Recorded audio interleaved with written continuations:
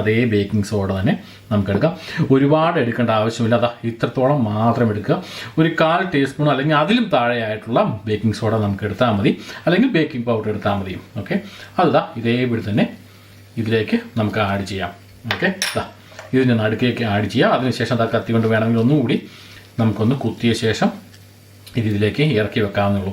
ഈ baking soda ഇതിലേക്ക് add ചെയ്ത് കഴിയുമ്പോൾ തന്നെ ഒരു റിയാക്ഷൻ ഇതിൻ്റെ അകത്ത് നടക്കുന്നത് നമുക്ക് കാണാം. അത് നിങ്ങൾ വറിയിടാവേണ്ട ആവശ്യമില്ല.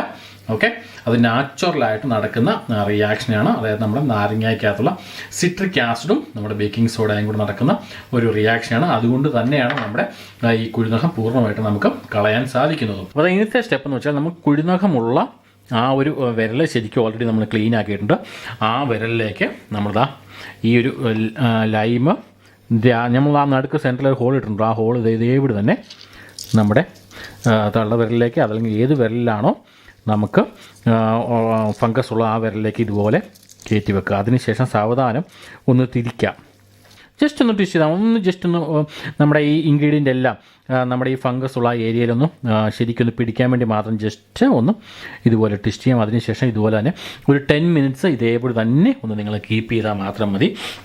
കാരണം ഈ 10 മിനിറ്റ്സ് കൊണ്ട് ഇതിനകത്ത് അടങ്ങിയിരിക്കുന്ന എല്ലാ നല്ല ഗുണങ്ങളും അല്ലെങ്കിൽ നല്ല കണ്ടൻറ്റുകളും എല്ലാം നമ്മുടെ ഈ ഫംഗസ് ബാധ, അതായത് വിരലിൽ പ്രശ്നമുണ്ടാക്കുന്ന ഈ ഫംഗസ് ബാധയെ പൂർണ്ണമായിട്ട് നശിപ്പിക്കാൻ വേണ്ടി സാധിക്കും.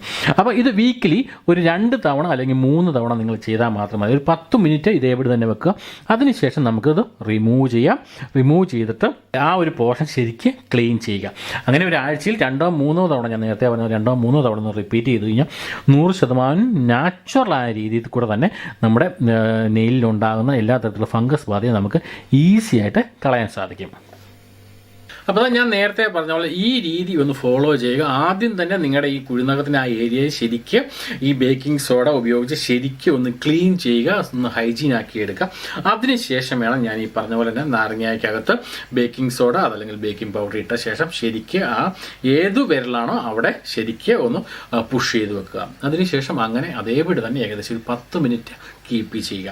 അങ്ങനെ ഒരാഴ്ചയിൽ 2 അല്ലെങ്കിൽ 3 തവണ നിങ്ങളൊന്ന് റിപ്പീറ്റ് ചെയ്ത് കഴിഞ്ഞാൽ ഒരാഴ്ച കൊണ്ട് തന്നെ നിങ്ങളുടെ കുഴിനഖം പൂർണ്ണമായിട്ട് മാറ്റാനും ആ ഒരു ഫംഗസ് ബാധ പിന്നീട് വരാതിരിക്കാനും ഈ ഒരു സിമ്പിൾ മാർഗത്തിലൂടെ കഴിയുമെന്നുള്ള കാര്യത്തിൽ ഒരു സംശയമില്ല. ഓക്കെ ഗൈസ്, അപ്പോൾ ഈ വീഡിയോ ഇഷ്ടമായാൽ ലൈക്ക് ചെയ്യാനും അതോടൊപ്പം തന്നെ ഈ വീഡിയോ മറ്റുള്ളവരിലേക്ക് എത്തിക്കാനും മറക്കാതിരിക്കുക. അപ്പോൾ കണ്ടത് മനോഹരം, കാണാൻ പോകുന്നത് അതിമനോഹരം. നമുക്ക് കാണാം മറ്റൊരു എപ്പിസോഡിൽ മറ്റൊരു വിഷയവുമായി ഞാൻ വരും. നിങ്ങളുടെ സ്വന്തം ജോബി അല്ലെങ്കിൽ അതുവരേക്കും ഷോർട്ട് ബ്രേക്ക്.